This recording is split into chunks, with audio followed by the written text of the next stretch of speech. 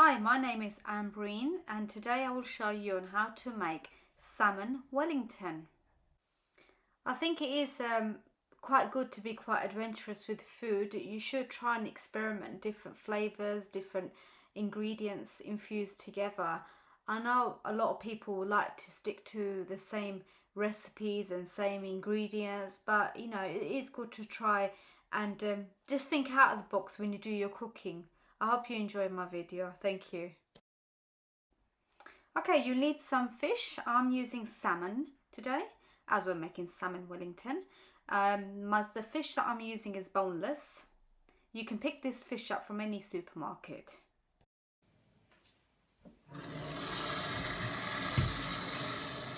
Okay, what I'm going to do now is I'm going to wash the fish first.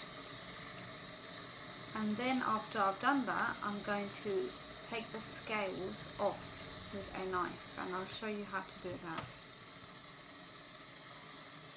Get yourself a clean knife and just scrape facing on the opposite direction of the scales and it will come off like this. Make sure you put a colander in your sink so all the scales can gather up in the colander like this. Once you've descaled all your fish, make sure you wash it really well. You need a sharp knife, and this is what it's looking like once the scales are scraped off the fish.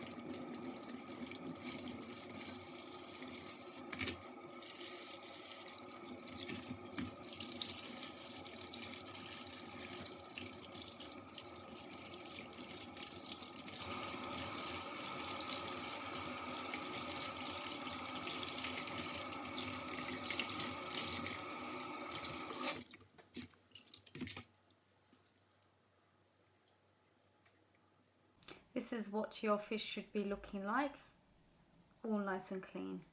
Okay, now we need to prepare our marinade. So what you need to do is pour in your honey. About 2 tablespoons should be sufficient.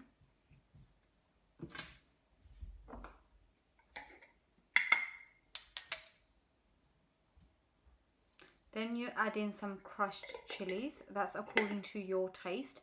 I added in 2 teaspoons of crushed chilies. Once you've done that, you add in some soy sauce. I'm using the dark soy sauce. 2 tablespoons is sufficient.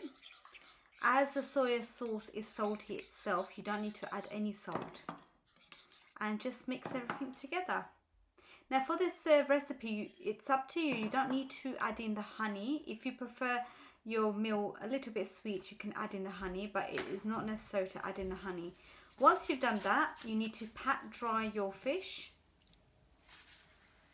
and make sure everything is dry around the fish. So your surface should be dry, and just dab your fish. Don't rub your fish, just dab it like that. So it has to be completely dry.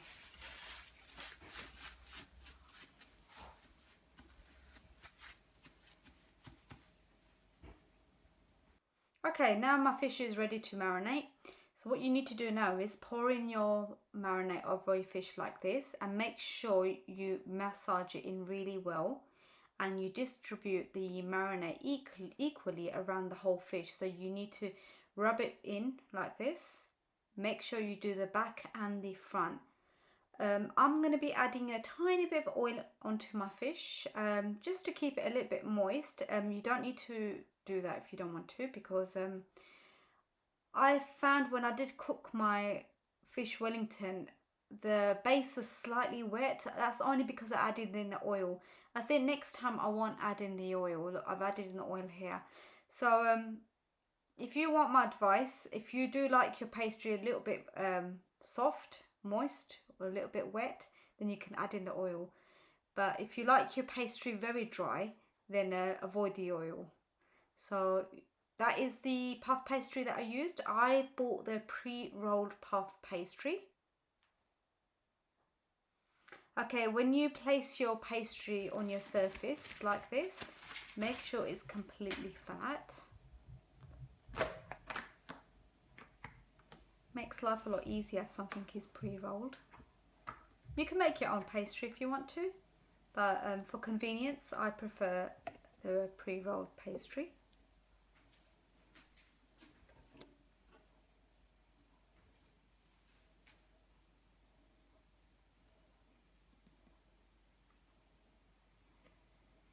Okay, place your fish onto the pastry like this and roll it over,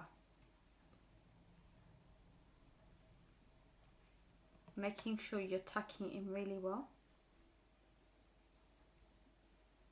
covering up the whole fish.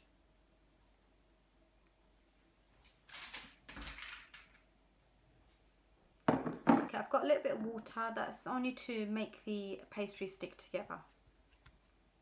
So it's like a glue. So make sure there are no gaps. So completely fill the gaps and just press down. Wherever you've got a seam, just press it down. Right, I'm shaping my pastry into a fish shape, as you can see. I'll turn it over and you'll see what I mean.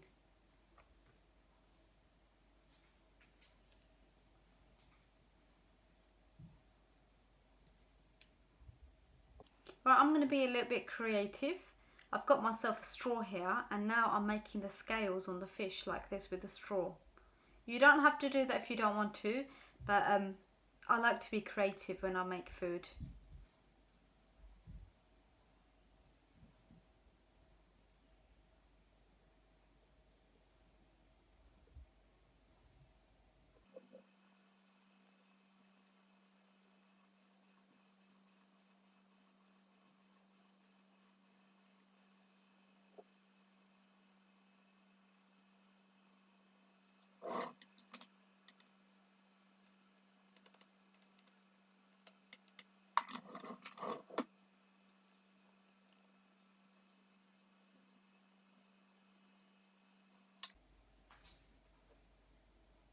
Now I'm ready to grease my tray. Make sure you grease your tray really well, because you don't want your pastry to stick to the tray, the foil.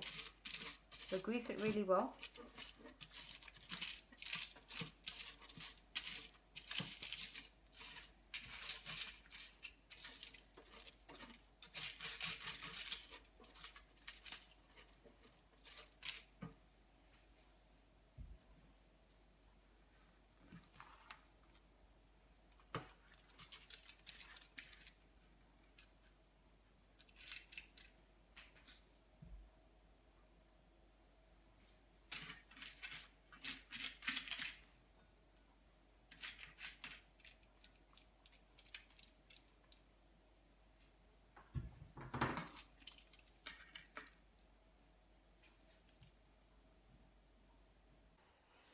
Okay, the next step, what you need to do is beat one egg. Once you've beaten the egg, you're going to coat your whole pastry with the egg. Make sure you cover the pastry really well. And you will have some egg left over. What I normally do is I cover the egg with cling film and I put it in the fridge, and the next day I would make an omelette. So technically you are not wasting your egg.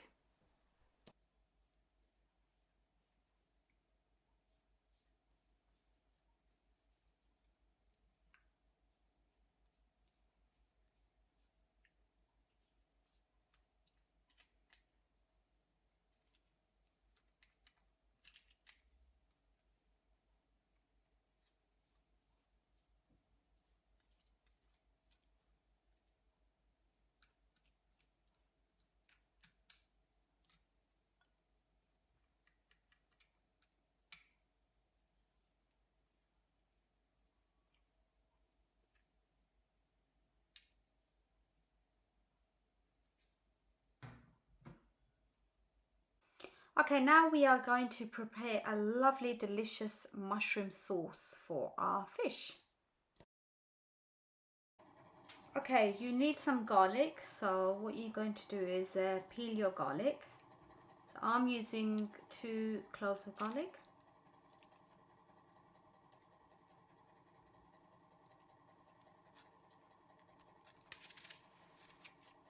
And you'll need a very small amount of onion, so I'm using less than 1/4 piece of onion.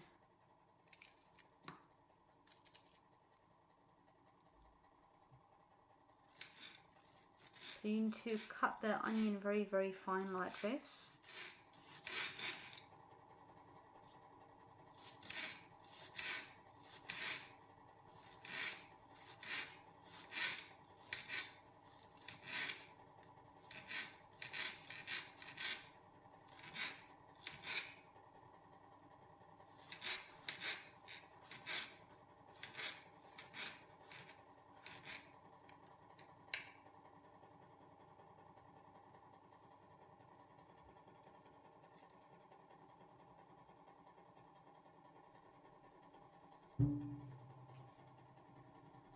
Okay, now I'm going to cut my mushrooms.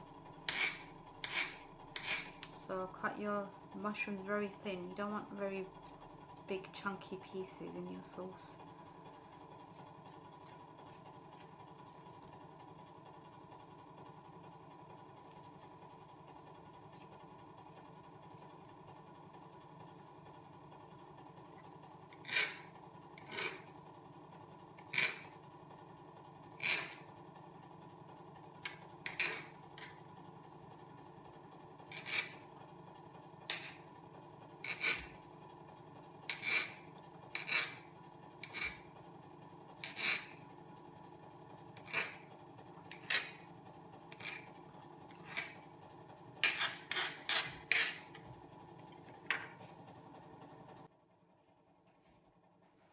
Okay, what you need to do now is crush your garlic into very, very fine small pieces like this.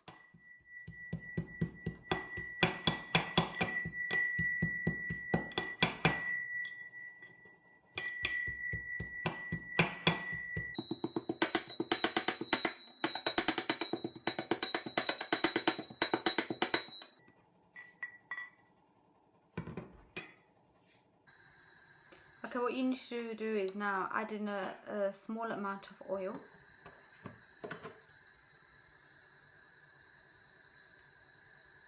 Make sure the pan is warm when you do add in the oil.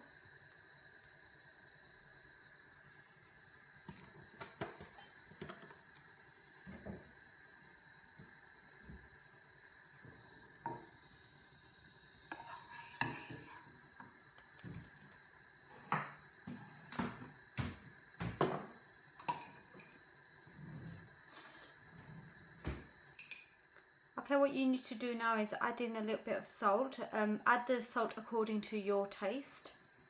So I've added in about 1/2 teaspoon of salt. And after you've washed the mushrooms and the onions, you add that into the pan. And you let it cook until it's nice and soft. And you do want to brown your mushrooms too. And then you add in your garlic and you cook it really well. After a couple of minutes, you'll get that nice aroma of the garlic and the onions infused together.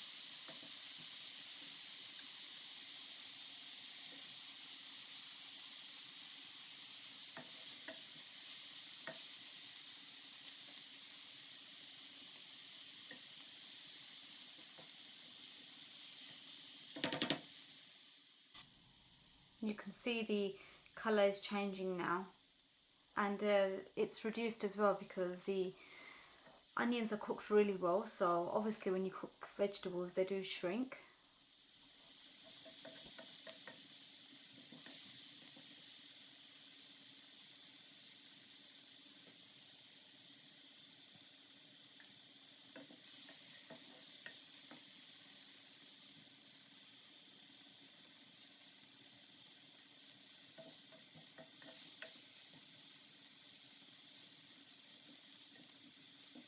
In some double cream, a half a cup of double cream should be enough, but it really depends on how much sauce you want to make. You don't want to overcook your sauce. You want to keep it slightly thick. At this stage you can add in cornstarch if you want your sauce slightly thicker, but I think this consistency should be fine. And at this stage you can taste if you've got enough salt.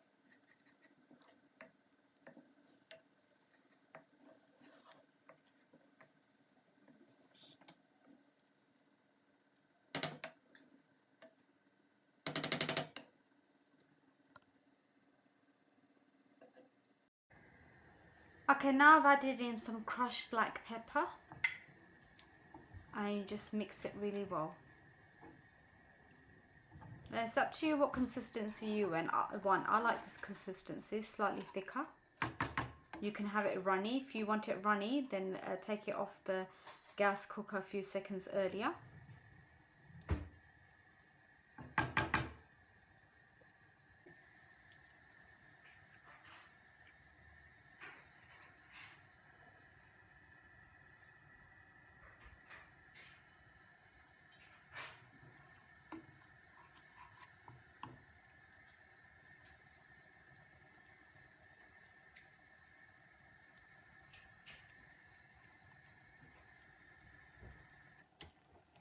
Right, my mushroom sauce is ready, so now I'm going to plate it up.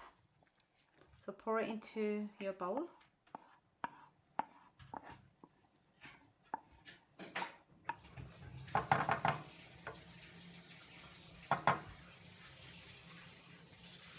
My pastry is ready and this is what it looks like. If you look closely you can see the scales.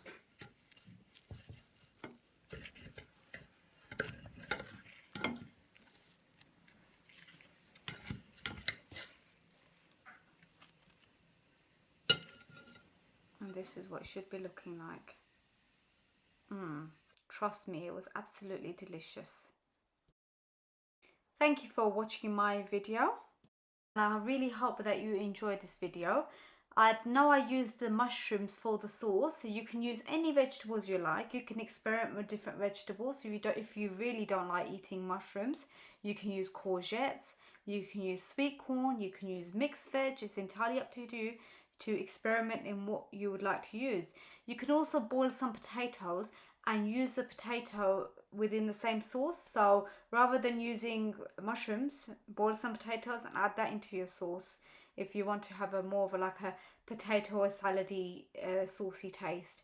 So I hope my video inspired you and given you lots of ideas. Thank you for watching, and I'll see you next time. Bye.